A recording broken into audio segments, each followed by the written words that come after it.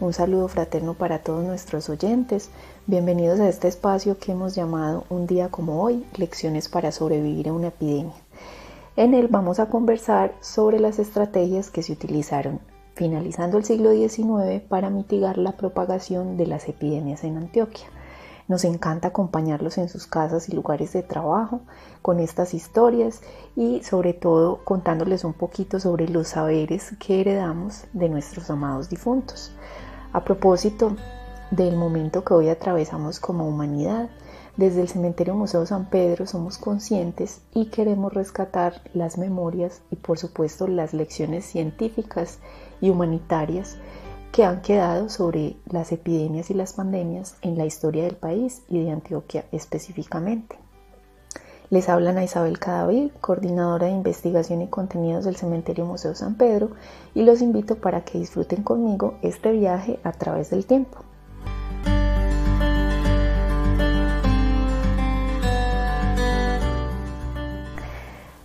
Para empezar, quiero compartir con ustedes una reflexión que ha surgido a partir de estos días que hemos estado en cuarentena, sobre todo en las últimas semanas. Pienso que la cuarentena nos ha obligado a reflexionar sobre el significado profundo de las cosas, la forma en que vivimos, lo que nos alegra, lo que nos perturba y precisamente el lugar de la vida y el lugar de la muerte, el lugar que cada uno de nosotros le da a lo más importante en esta existencia, la vida y la muerte. Y tienen hoy toda nuestra atención. Para algunos esto puede parecer pues una reflexión muy lógica, pues como muy obvia, ¿cierto? Pero ¿acaso nosotros antes de que iniciara esta epidemia, luego pandemia del COVID-19, nos estábamos preguntando concienzudamente por el acto de vivir o de morir? Dejo esa pregunta en el aire y los invito a ustedes que están en sus casas y en sus espacios de trabajo a que piensen si antes de esta cuarentena en la que hoy nos encontramos a causa del coronavirus, pensábamos concienzudamente sobre los dos actos más importantes en la vida, vivir y morir. Yo creo que además de pensar en las compras que debemos hacer en el mercado, las noticias que vemos en el día, dónde podemos conseguir alcohol, algunas de estas preguntas existenciales sobre la vida o sobre la muerte se nos han escapado en la ducha o antes de dormir o después de almorzar si tenemos la fortuna. Pensemos sobre todo en las últimas 3 semanas. Personalmente he notado en los grupos de WhatsApp, pongo un ejemplo pues como muy personal, en los grupos de WhatsApp que las personas andan más irritables. También en las redes sociales, todo es objeto de crítica, de análisis o de reflexión y las cadenas y los videos y en general toda la información sobre el COVID-19 se hace casi que insoportable. Tenemos en este momento un bombardeo de información por todos los medios. Por otro lado, a pesar de la pausa obligada en la que nos encontramos todavía muchos, porque sabemos que pues con los anuncios que diariamente viene haciendo el presidente se han ido reactivando algunos sectores de la economía, también hay una ansiedad de la que poco se habla abiertamente y con honestidad, y es la obsesión por la comida, la intensidad en el trabajo o qué tanto nos afecta esta nueva forma de trabajar a la que llamamos teletrabajo, el afán de ganar tiempo y otras formas que como seres humanos inventamos para mantenernos ocupados. Nos da miedo vivir y claro, nos da miedo morir. Por eso yo creo que hoy más que nunca las palabras de Gonzalo Arango en 1967 sobre la segunda edición del libro Viaje a pie del maestro Fernando González resuenan y caen muy bien en este tiempo de cuarentena. Les voy a leer de qué palabras les estoy hablando. Decía Gonzalo Arango en 1967: no se arrepentirá de haber elegido este viaje. En él aprenderá muchas cosas, ante todo a conocerse, pero no todo le será dado. Se le exigirá sinceridad y coraje. Desnudarse, despojarse de sus mentiras, de sus ilusiones, de sus mitos, de lo que no es usted, de lo que niega en su vida. Quedarse solo en el puro desamparo, sin sus queridas y trampositas verdades eternas. Se le exigirá en síntesis ser guerrero, luchar contra todo y contra usted mismo, aceptar morir para resucitar. Al final del viaje tendrá su recompensa, ya no estará solo, pues habrá enterrado en el camino a su ser muerto y habrá salvado su verdadero ser. ¿Por qué las traigo a este espacio de conversación, de escucha? Aunque yo me imagino aquí conversando con todos ustedes, porque creo que eso es lo que la reflexión a la que nos invita la cuarentena. No creo que salgamos siendo los mismos, aunque también comparto esa idea de que el capitalismo continuará y con mucha más fuerza. Desafortunadamente, cuando volvamos a la vida a la que acostumbrábamos llevar, la naturaleza seguirá sufriendo las consecuencias de nuestra reproducción devastadora y, por supuesto, de nuestro mal uso de los recursos que generosamente nos brinda la tierra. Pero yo creo que algo sí va a cambiar, muy en el fondo, pero algo sí va a cambiar, porque pongámoslo en este momento sobre la mesa, en la discusión, y es en este periodo muchas personas se han visto obligadas a observarse, a confrontarse, y también hemos visto un aumento en el número de casos y de consultas por trastornos mentales. Y es que vivíamos muy ocupados como para darnos cuenta de lo que nos hacía falta en la vida, o de lo que nos aquejaba, o de lo que ni siquiera nos habíamos dado cuenta, porque precisamente estábamos muy ocupados. Entonces los invito para que continuemos explorando este tema, y también para que a medida que lo vamos desglosando vayámonos haciendo preguntas y vayamos también haciendo las reflexiones sobre cuál es el aprendizaje como humanidad que tenemos de este momento histórico.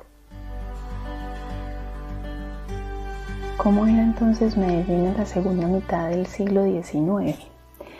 Según el censo de 1870, en la villa de la Candelaria de Medellín, que se conformaba por los sectores de Prado, San Cristóbal, El Poblado, Belén, lo que hoy es el barrio La América, que anteriormente se llamaba La Granja, el corregimiento de Palmitas, que se llamaba La Aldea, el municipio de Bello, Hatoviejo, y Robledo, que era conocido como Aná, contaba con una población de 29.765 habitantes.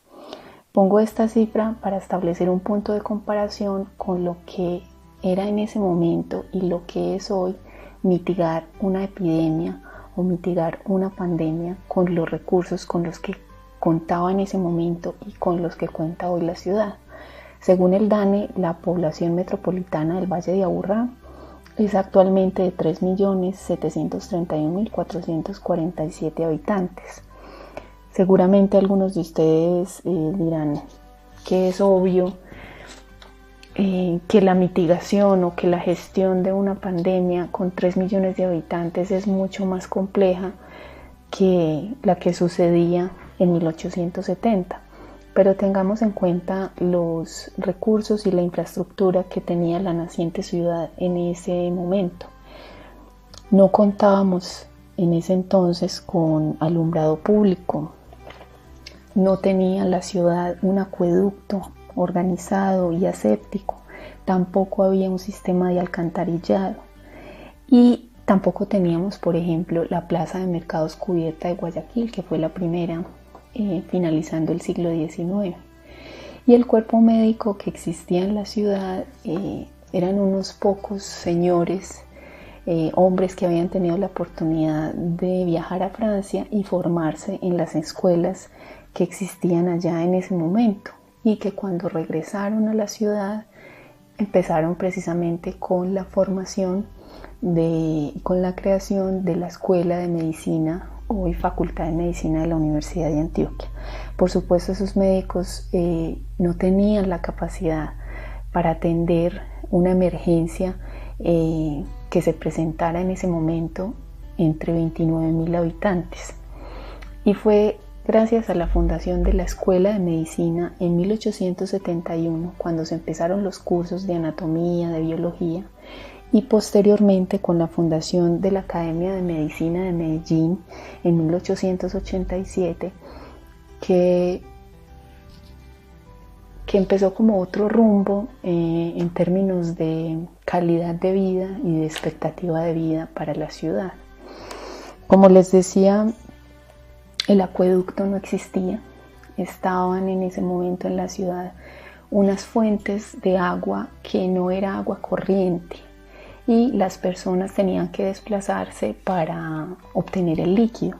Y como no eran fuentes de agua corriente, esas aguas estancadas, eran consideradas como focos de infección, y también porque, digamos, en la ciudad en ese momento tampoco se había organizado el tema de los despojos y de los desechos de materia orgánica, y estas fuentes frecuentemente se veían contaminadas por agentes externos.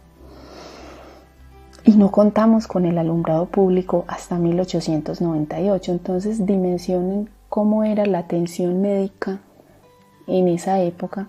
En principio solo contábamos con el Hospital San Juan de Dios. Luego, cuando se fundó la Academia de Medicina, afortunadamente ya estaba empezando el Hospital Universitario, y además pues contaba la academia con el respaldo de la Escuela o Facultad de Medicina. Para esa época, los médicos eran como la mano derecha de las autoridades locales y de los gobiernos locales. La Academia de Medicina era frecuentemente consultada por estos organismos para la planeación y la organización de la ciudad. Se les consultaba sobre cuál era el lugar idóneo para establecer los cementerios, cuál era el lugar en el que debían establecerse los hospitales, cuál el lugar propicio para establecer el manicomio departamental, por ejemplo,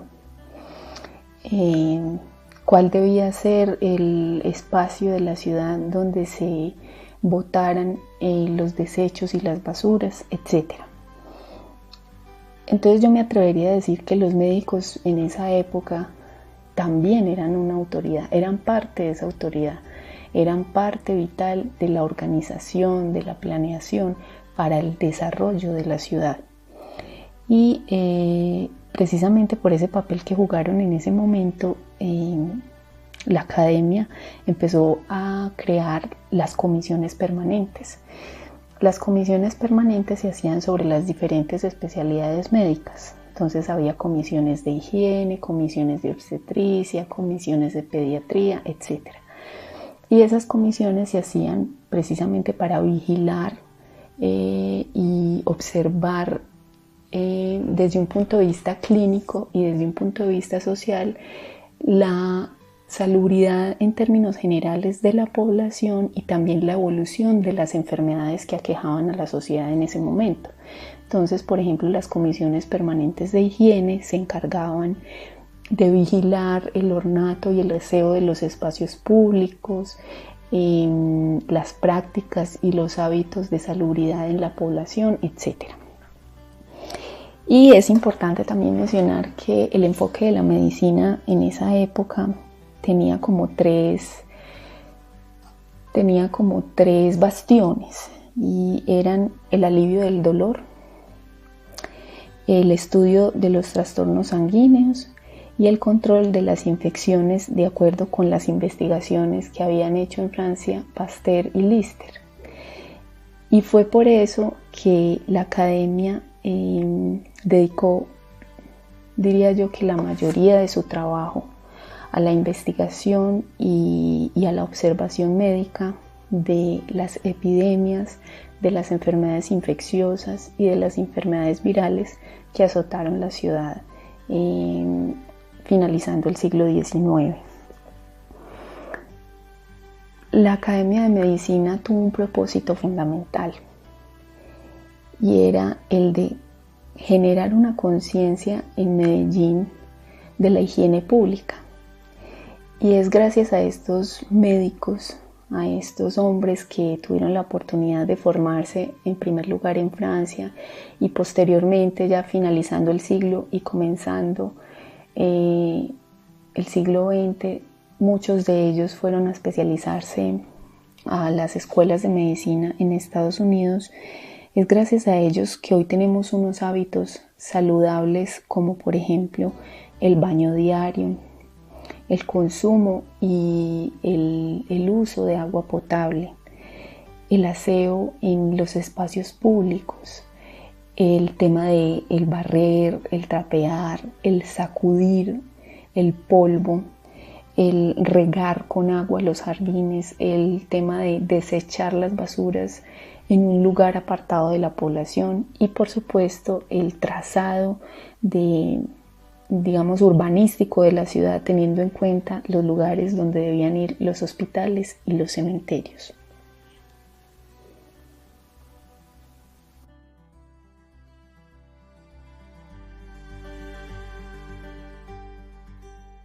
Ahora, ¿cómo surgió esta investigación? Cuando inició la cuarentena, muchos de los colegas y personas que trabajamos en el área de los museos y que todo el tiempo, nuestra razón de ser depende precisamente de la comunidad, del trabajo con la comunidad, pues estábamos pensando en cómo nos vamos a reinventar o cómo vamos a seguir ofreciéndole al público que nos visita lo que nosotros tenemos para ofrecer. Entonces, desde el Cementerio San Pedro siempre le hemos apostado a la investigación. Cada año, más o menos, sin exagerar, cada año salimos con una investigación producto de la riqueza de nuestra colección. ¿Y cuál es nuestra colección? Nuestra colección está compuesta por los necromas y los necromas son el difunto con todo su conjunto funerario y de ritual, ¿cierto? Y como ustedes saben, en el Cementerio San Pedro pues reposan muchos de los personajes de la vida pública de otros momentos históricos de la ciudad y del país. Entonces, en pocas palabras, nuestra colección la componen nuestros difuntos, es decir, los que nosotros custodiamos en el espacio del cementerio. Y todos son importantes para nosotros, no solo los de la vida pública, sino los que llegan a diario, a nutrir nuestra colección, a permitirnos pensar en la sociedad, en las formas en que ritualizan la muerte, en la muerte misma y en el legado que como humanos cada uno va dejando pues en esta existencia. Y pensando en eso fue que surgió la idea de retomar una investigación que había iniciado hace muchos años sobre la obra del doctor Manuel Uribe Ángel, que reposa precisamente en este espacio bello, artístico, misterioso, sagrado que es el Cementerio San Pedro. Y bueno, aquí yo creo que es muy importante mencionar que esta investigación no hubiera sido posible sin el tesoro invaluable que se encuentra en la biblioteca de la Facultad de Medicina de la Universidad de Antioquia. Allí tienen una colección que es la colección de historia de la medicina, que está compuesta por muchísimas publicaciones que se hicieron hablando de este caso específico en el siglo XIX, y entre ellas se encuentran los Anales de la Academia de Medicina de Medellín, una publicación que, como su nombre lo dice, digamos, estaba abanderada por la Academia de Medicina, que se fundó finalizando el siglo XIX, por esos primeros médicos que habían tenido la fortuna y la oportunidad para formarse por fuera del país, porque aquí recordemos que pues muy tardíamente, a comparación de otros países, se empezó a profesionalizar la medicina y hoy, siendo una profesión todavía muy joven, podemos decir que estamos a la vanguardia de muchos de esos países que nos llevan muchos años de ventaja. Entonces,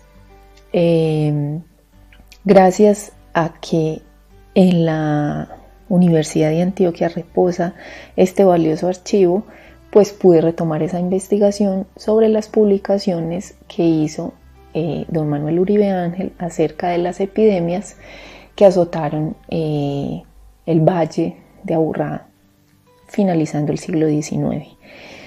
Aquí entonces quiero enviar un saludo y destacar muchísimo no solo el papel de los archivos históricos, sino de la memoria, la importancia que como humanidad y el respeto, sobre todo, más que la importancia, el respeto que debemos darle a la memoria. Hay memorias de muchos calibres y no hubiera sido posible contar, digamos, los resultados de esta investigación hoy a través de este medio sin la existencia de ese archivo. Y por supuesto, gracias a la tecnología también, la universidad en su repositorio cuenta con la digitalización de muchos de estos libros, si no es con toda la colección de los libros de los anales de la academia. Entonces, gracias a eso, desde el confinamiento pude llevar a cabo esta investigación. Entonces, bueno, les hablaba del doctor Manuel Uribe Ángel, que nos acompaña en el Cementerio Museo San Pedro. Fue uno de los que tuvo esa fortuna de formarse por fuera del país y también uno de los primeros y más influyentes en la fundación no solo de la Academia de Medicina, sino de la Facultad de Medicina de la Universidad de Antioquia. Él con sus colegas de esa época, digamos, tenían una producción intelectual y bibliográfica, diría yo, frecuente, porque los médicos en esa época, además de lo que conocemos hoy que sucede, digamos, en la formación y en la profesionalización de la medicina, además del año rural y etcétera, en esa época, cuando ellos se iban a graduar, ellos además hacían una investigación y esas investigaciones eran publicadas generalmente en los anales de la Academia de Medicina o en otra publicación que se llamaba el Boletín Clínico y en otras pues que salían también en Bogotá, en la capital, etc. Entonces, en estos anales encontramos no solo el producto de la investigación de esos médicos que recién se iban a graduar, sino también las observaciones clínicas que hacían médicos experimentados como el doctor Manuel Uribe Ángel y sus colegas. Y lo que más llama la atención es que estas observaciones no eran solamente desde el punto de vista científico, sino que ahí, leyéndolos a ellos y sobre todo hoy que me quiero enfocar en el doctor Manuel Uribe Ángel, uno lee a través del tiempo ese humanismo que los caracterizaba. En una observación clínica, él no solo hacía apuntes técnicos, es decir, no solamente, por ejemplo, hablando de las epidemias, que es el tema que nos convoca, no solamente hablaba del periodo de incubación de la enfermedad, de la forma de propagación, del tratamiento, sino que también hacía observaciones, digamos, en términos muy cercanos a la antropología y a la sociología del comportamiento de las personas durante la enfermedad, de los factores climatológicos que pudieran incidir en el desarrollo y en la complicación de la enfermedad y obviamente de digamos, del tratamiento que sugería para este tipo de afectaciones, no solo en términos médicos, sino también en términos sociales. Y eso es como lo que quiero rescatar en este espacio, esa unidad, o cómo nombrarlo, sí, esa unidad de conceptos. Aquí el médico no solamente era médico, sino que también era historiador, sino que también era geógrafo, sino que también se interesaba por las culturas aborígenes, sino que también se interesaba por los avances en otros campos del conocimiento. Entonces es muy importante resaltar esa labor humanista y humanitaria que desempeñó el doctor Manuel Uribe Ángel y muchos de sus colegas hace 120 años, hace 150 años, y que hoy, sorprendentemente, cuando vayamos desarrollando más a fondo el tema, se van a dar cuenta que continúan vigentes.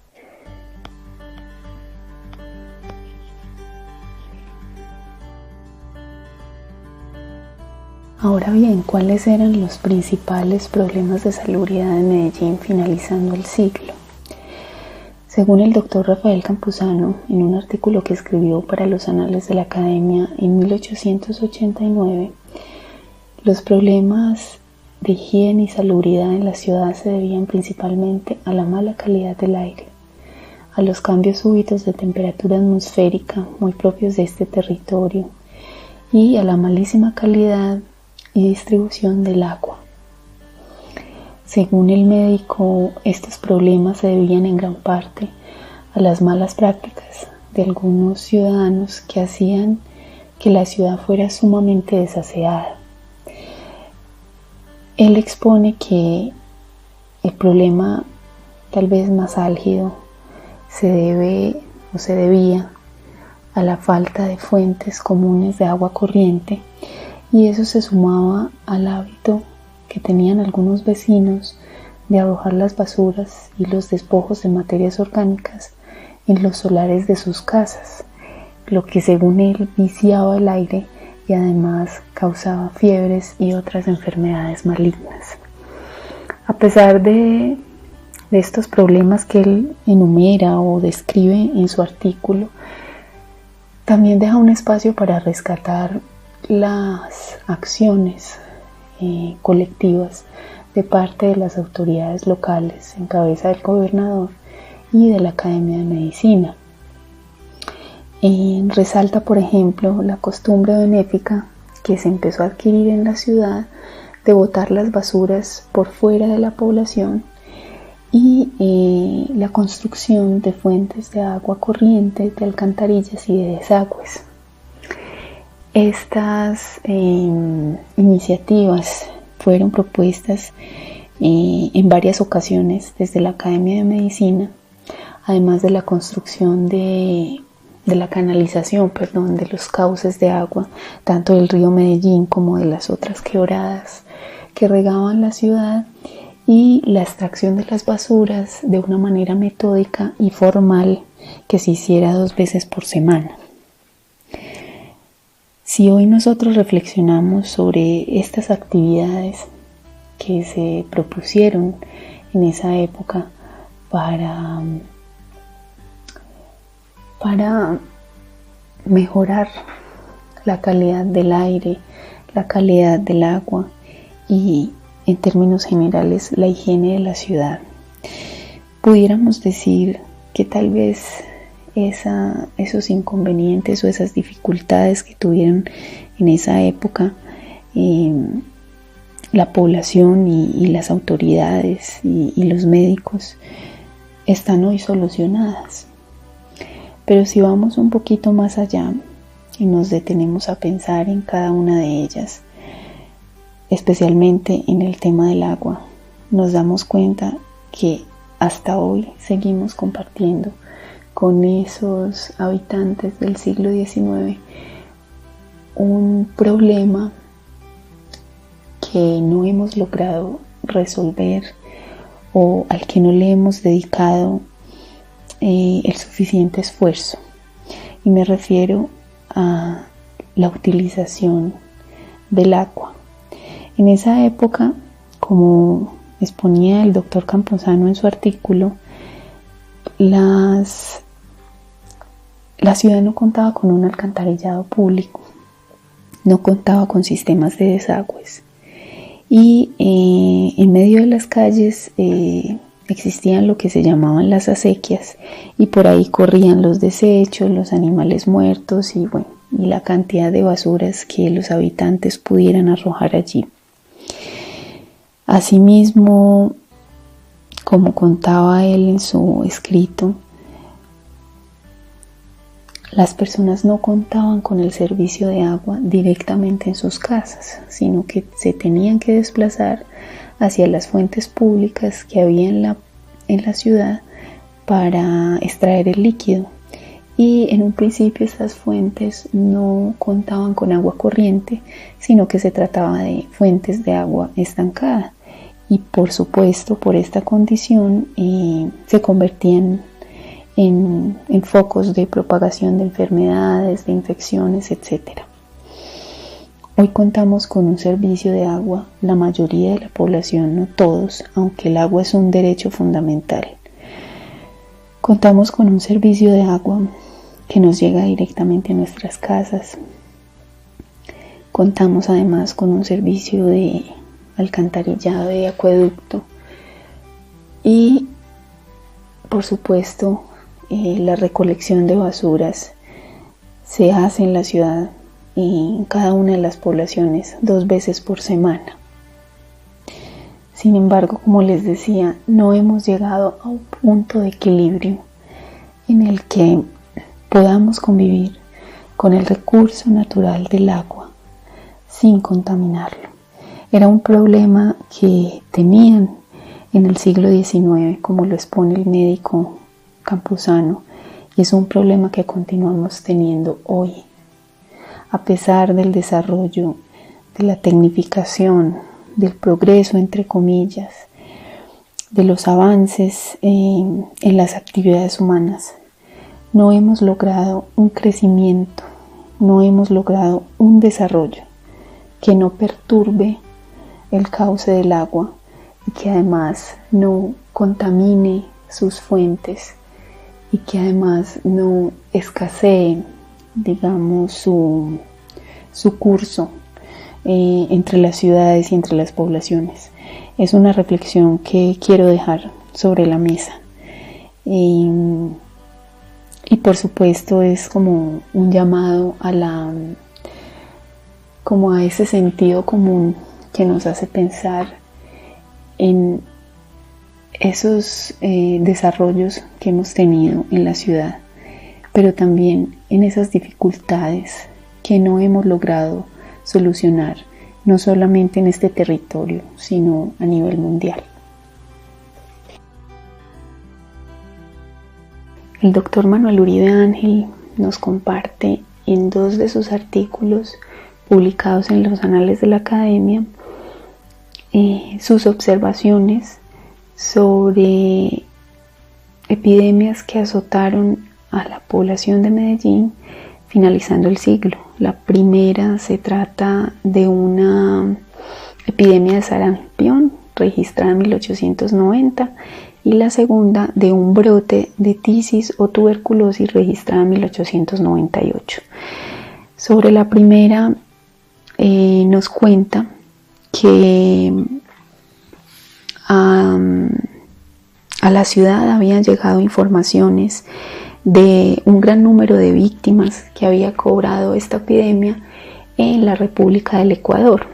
Informaciones que habían salido registradas en los periódicos locales y asimismo a la Academia de Medicina llegó la noticia de los numerosos fallecimientos que se habían dado gracias a esta epidemia en poblaciones como Pereira, Manizales, Salamina, Pácora y Abejorral. Por ese motivo, el gobernador de Antioquia en ese entonces consulta a la Academia de Medicina para pedir consejo y para generar una estrategia conjunta que permita detener el paso de esa enfermedad o por lo menos mitigar los posibles efectos que pudiera tener. Aquí el doctor Uribe Ángel hace como un recuento que me parece muy interesante, porque estamos hablando de un artículo de hace 120 años, ¿cierto? Y tiene una vigencia tremenda y tiene además una forma de escribir y una forma de contar que hace este artículo accesible a cualquier persona. ¿En qué sentido? Aunque él expone en términos médicos, por ejemplo, el periodo de incubación de la enfermedad, los síntomas que se presentan, hace una descripción del contexto de la enfermedad. Es decir, él no se enfoca solamente en dar a conocer unos síntomas, una forma de contagio y un foco de propagación, sino que además describe las características que se van presentando en las poblaciones a las que llega la enfermedad y además las medidas higiénicas que se deben tomar frente a la propagación de la misma. Entonces, en un principio, como les decía, él inicia describiendo un contexto de la enfermedad y de su paso por algunas de las poblaciones cercanas, y luego nos cuenta su experiencia a la hora de enfrentar esta plaga, como se le decía en esa época. Nos cuenta que a él le tocó enfrentar esta epidemia en el distrito de Envigado 3 meses después de que se conocieran las primeras noticias de esta enfermedad en el sur del continente. Dice que la población llamaba a esta epidemia dengue o trancazo y que tenía índices de mortalidad altos en diferentes países. Como les decía, era una enfermedad que se creía que provenía de Europa, y aunque habían leído sobre los altos índices de mortalidad que se presentaban con la propagación de esta epidemia, se creía que los efectos que esta enfermedad pudiera tener en la población del continente serían mucho menores en comparación con Europa, debido a las condiciones benignas del clima en este lugar. Entonces, aquí nos cuenta el doctor Manuel Uribe sobre el contagio, la forma de propagación del dengue o trancazo o epidemia de sarampión que se presentó en 1890. Creían en ese momento que esta enfermedad se podía transmitir por medio de las corrientes atmosféricas, es decir, que estuviera en el aire, y que por estar en el aire pudiera contagiarse fácilmente. Es algo que hoy, por ejemplo, no se ha logrado determinar muy precisamente con el coronavirus. Hemos tenido un montón de prácticas y precauciones para evitar el contagio. Por ejemplo, cuando llegamos de la calle nos quitamos los zapatos, nos cambiamos la ropa.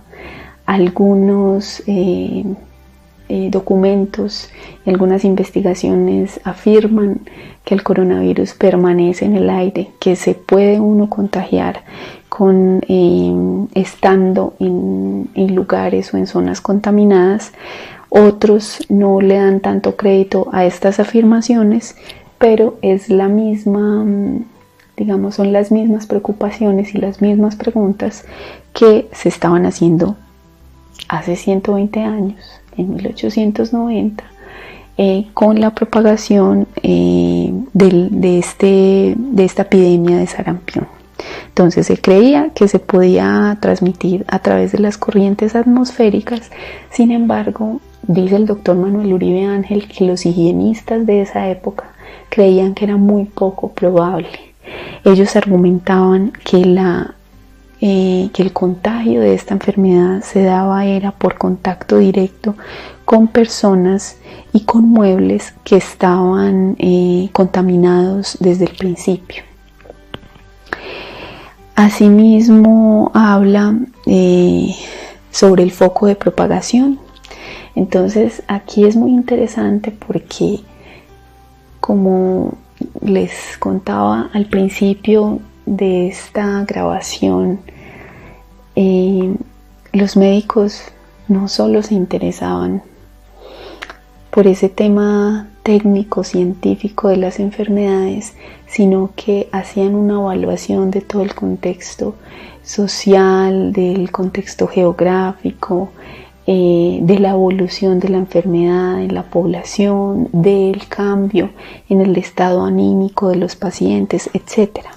Entonces nos cuenta el doctor Manuel Uribe que el foco de propagación de esta enfermedad en el departamento se dio por una feria de ganado bovino y vacuno que se realizó en el parque de Envigado específicamente, donde llegaron personas del sur del departamento que venían precisamente de esas poblaciones donde ya se había presentado el brote de sarampión. Leo textualmente lo que, en palabras del doctor Uribe Ángel, lo que sucedía en ese momento. Era fácil seguir el contagio paso a paso y se observó que ningún caso advino sin que el individuo atacado hubiese tenido contacto próximo con un enfermo. Fue por causa de habitación común o de visitas a los cuartos ocupados por los enfermos como se verificó el contagio, siendo importante notar que el aislamiento de algunas casas fue suficiente para preservar a sus habitantes. ¿Qué tan vigentes suenan esas palabras hoy? Menciona las palabras claves, menciona aislamiento y menciona contacto próximo con los enfermos contaminados. ¿Cuántos años llevamos practicando estas formas de cuidado y de higiene? Sin embargo, es importante aclarar que en esa época, a diferencia de hoy, finalizando el siglo XIX, todavía no se había desarrollado la especialidad médica de la epidemiología en el departamento, y los médicos creían que las enfermedades, o clasificaban las enfermedades y las epidemias en benignas y malignas. Las enfermedades benignas eran las que se daban como de manera local, ¿sí? Como las endemias, ¿cierto? Y las enfermedades malignas eran precisamente esas epidemias que provenían de otras poblaciones ajenas a la población local.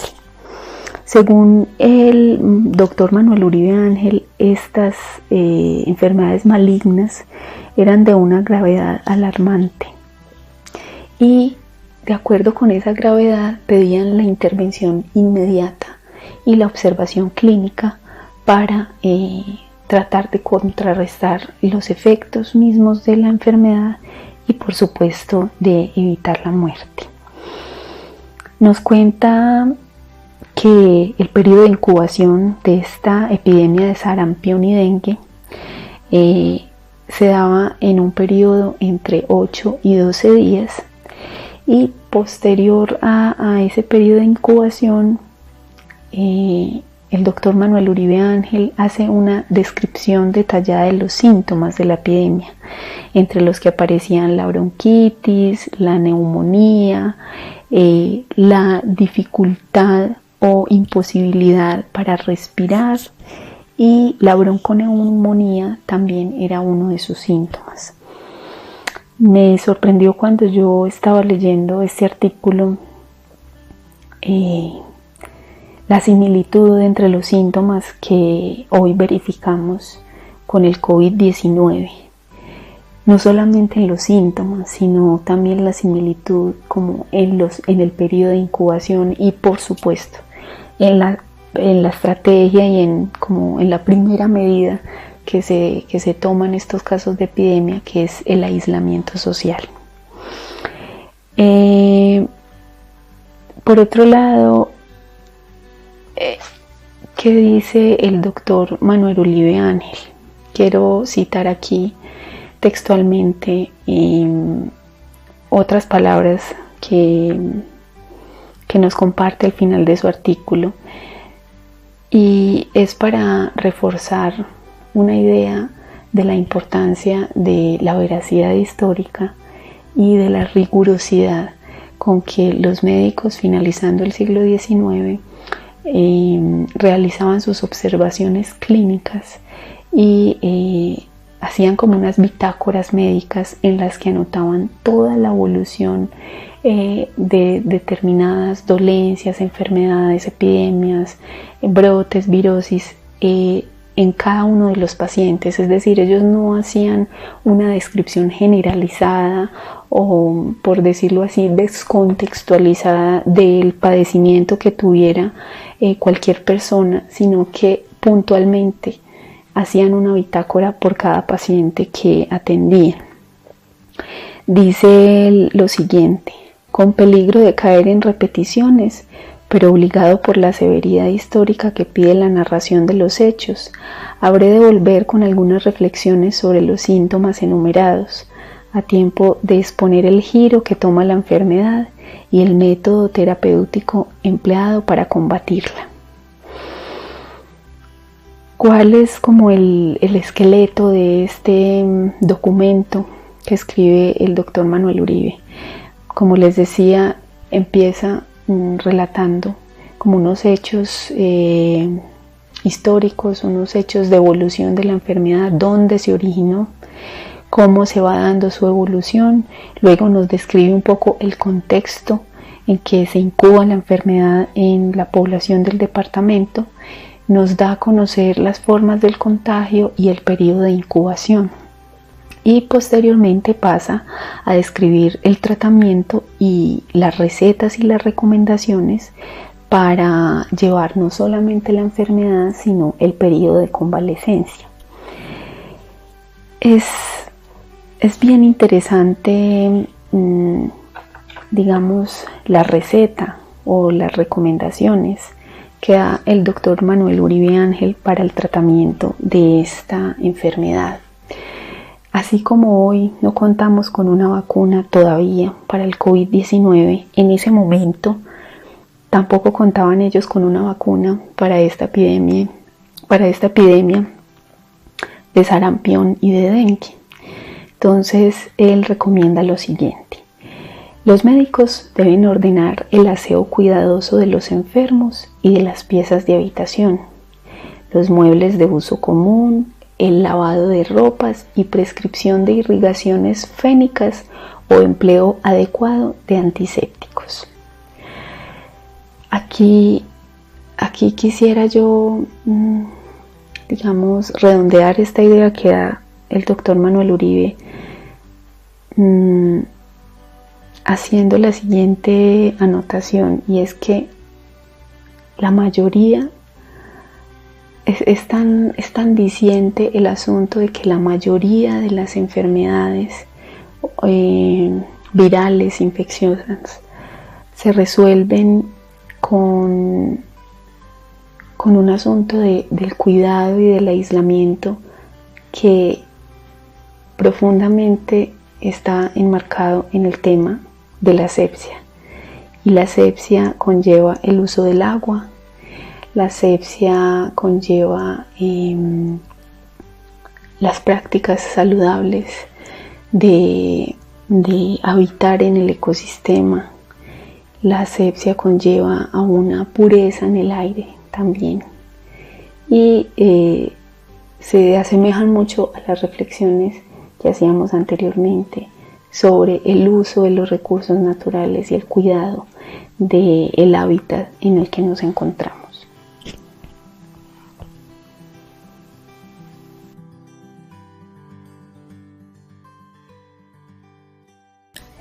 Por otro lado, frente a la epidemia de tisis, o tuberculosis que se presentó en Medellín en 1898.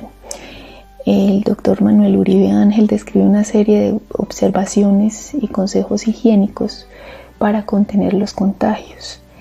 Y antes de describir esos consejos, nos ofrece una reflexión sobre la gripa. Argumenta que la gripa es una enfermedad que frecuentemente se complica con neumonía y que esa neumonía posteriormente puede derivar en una tuberculosis y luego esa tuberculosis termina con la vida de los individuos. Esta es una reflexión que hace para llamar la atención sobre el cuidado que se debe tener con una enfermedad tan común como la gripa, pero que se maneja con tanta negligencia.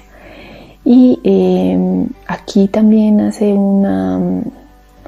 una reflexión frente al deber médico y dice que estos profesionales deben ocurrir a los enfermos con una terapéutica racional para favorecerlos con consejos higiénicos que puedan ayudarles a sobrellevar la enfermedad. Entre los consejos que da específicamente para evitar el contagio de la tuberculosis, indica que el padre y la madre que tengan esta enfermedad deben evitar besar a sus hijos y dormir con ellos. Recomienda así la práctica de dormir en lechos separados.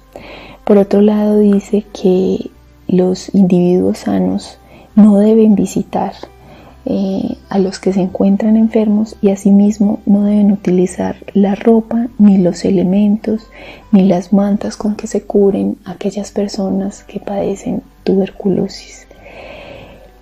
Y finalmente, da un consejo que tiene que ver con el tema del clima, y es que estas personas que frecuentemente tienen padecimientos respiratorios eviten exponerse a vientos de aguacero y que procuren oponerse siempre a todo desequilibrio de la temperatura, es decir, pasar abruptamente del calor al frío o estar en temperaturas extremas.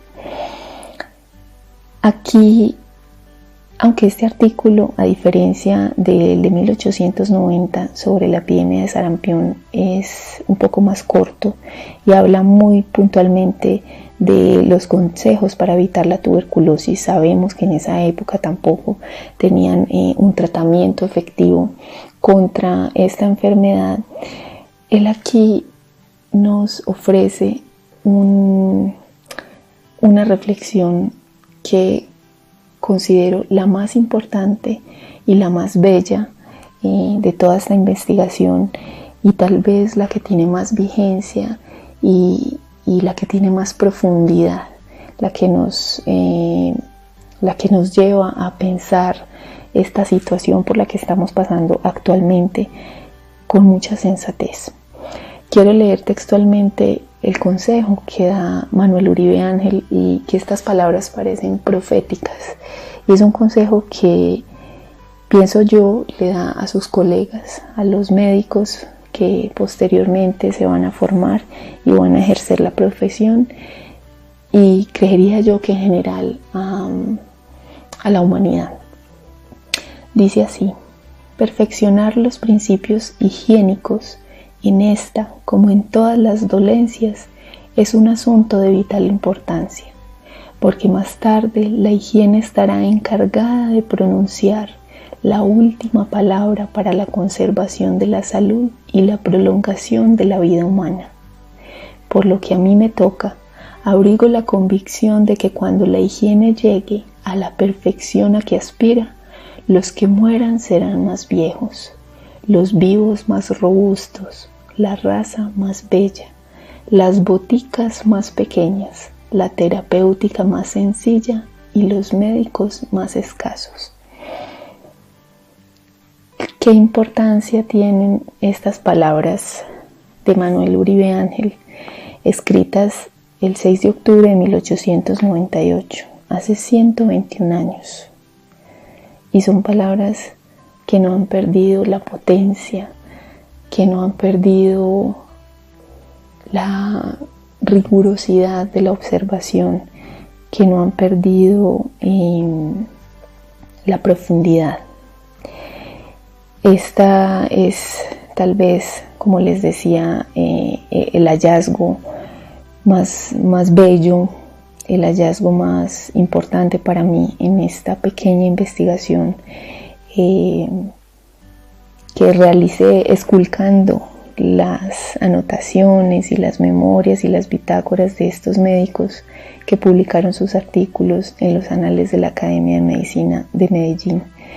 Yo espero que en ustedes resuenen profundamente estas palabras del médico Manuel Uribe Ángel, porque siento que no es una responsabilidad solamente desde la ética médica, no es una preocupación solo de los médicos, sino que aquí tenemos todos la responsabilidad y el deber de procurarnos la higiene, de procurarnos la conservación de la salud y, por supuesto, la prolongación de la vida.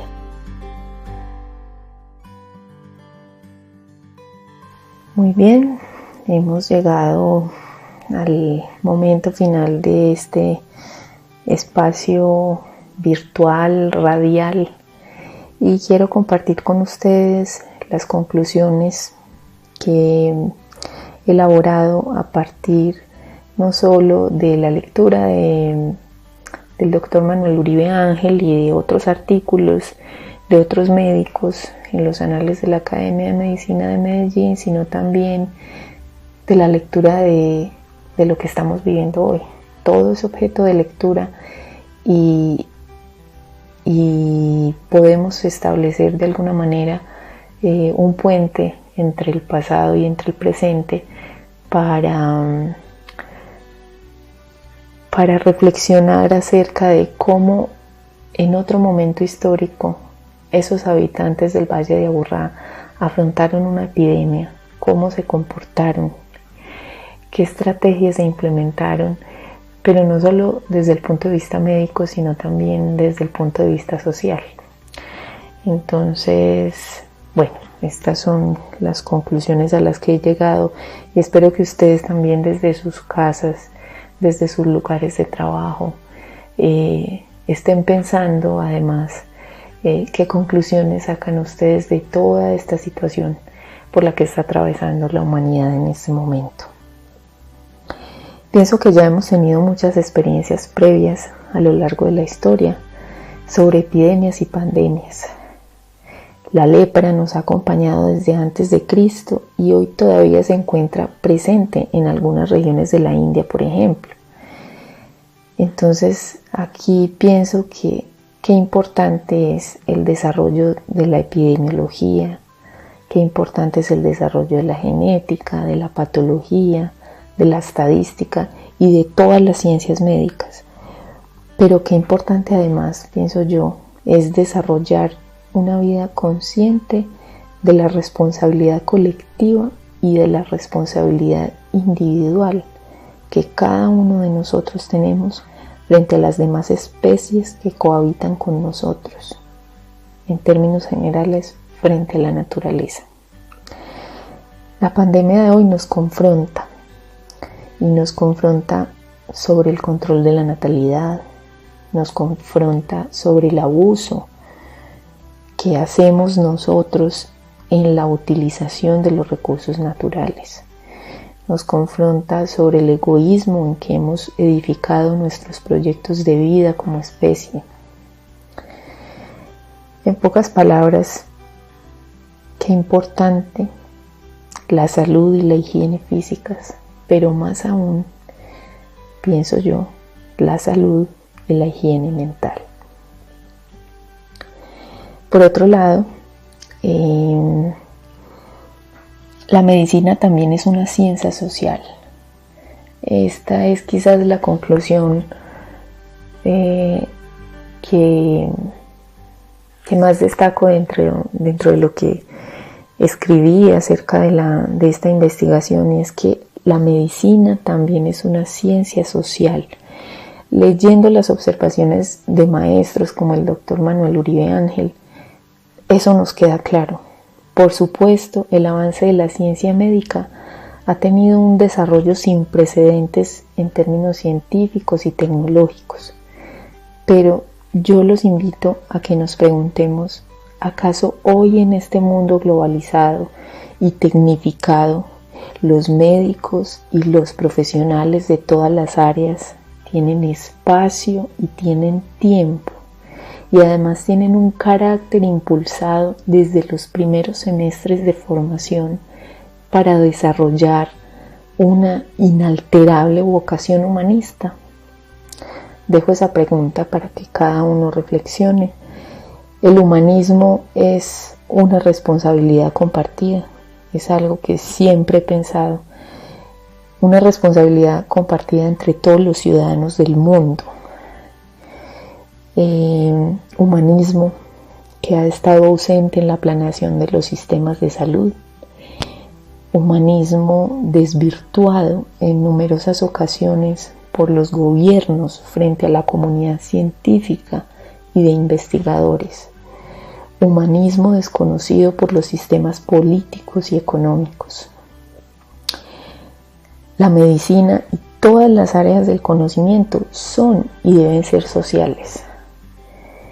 Y entendamos por social aquello que acoge, que acompaña y que promueve la vida del ser humano en armonía con su entorno y con el hábitat que comparte con sus hermanas especies. Pienso que esa es una gran reflexión que nos deja esta cuarentena y esta pandemia, por supuesto. Y creo que también ha sido la reflexión, de acuerdo a lo que expusimos hoy sobre las epidemias en Medellín en el siglo XIX, creo que también aplicó para esa época y continúa aplicando. 120 años, 150 años después, sigue vigente esa reflexión sobre nuestra manera de cohabitar con las demás especies. Otra conclusión a la que llegué a partir de esta investigación es que la ciencia médica de la salud pública debe estar siempre presente en la planeación y en el desarrollo ecorresponsable de los pueblos y de las ciudades. No creo que sea responsable, ni creo que sea, ¿cómo decirlo? No creo que sea generoso que se presente un desarrollo urbanístico, un desarrollo tecnológico, un desarrollo científico en las ciudades sin que se tenga en cuenta el tema de la salud pública. Por otro lado, pienso que sería injusto no destacar en este momento el valor de los archivos y de la memoria histórica. Esos libros de antes que con letras impecables nos permiten viajar en el tiempo y contar una historia, contar una hazaña, contar un desarrollo, contar una anécdota. Esos que hoy reposan, por ejemplo, en los anaqueles de la Facultad de Medicina de la Universidad de Antioquia y le dan, por supuesto, crédito a lo que actualmente tenemos para decir sobre el progreso de la medicina en el departamento.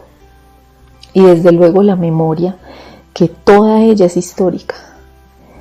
La de un médico que anota sus observaciones en una bitácora, la de un niño que recuerda la vida en el barrio, los lugares de encuentro y los juegos de calle, la de una mujer y la de un hombre y la de una persona trans, cuyos cuerpos son museos vivos en los que se dibujan las rutas de la pobreza, de la salud, de la enfermedad, de la violencia, de la supervivencia, de la transformación y del lenguaje social. Asimismo, pienso que a veces olvidamos que lo básico es lo esencial y, como decía antes, que la pandemia nos confronta. Yo creo que así como individualmente nos confrontan las enfermedades que cada uno de nosotros haya llegado a padecer, la pandemia es como un llamado a la humanidad en general. Y hoy son claves las palabras de los profesores que educan con amor desde las escuelas primarias y que se resumen en los 4 elementos. El agua es vida, la tierra es la casa de todos, el aire que respiramos, el fuego que nos calienta y nos mantiene vivos. Esas son las conclusiones muy sencillas, diría yo, a las que uno puede llegar, no solamente, como les decía, a partir de esta investigación y del momento histórico que estamos viviendo, sino a partir de todo lo que sucede diariamente en la sociedad, todos los días. Hemos llegado al final de nuestro programa. Queremos agradecer a todos nuestros oyentes. Nos sentimos muy complacidos de tener este nuevo espacio virtual para acompañarles en sus casas y lugares de trabajo. Los invitamos para que sigan explorando toda nuestra programación cultural en la página web y en las redes sociales del Cementerio y Museo San Pedro, Memoria Viva.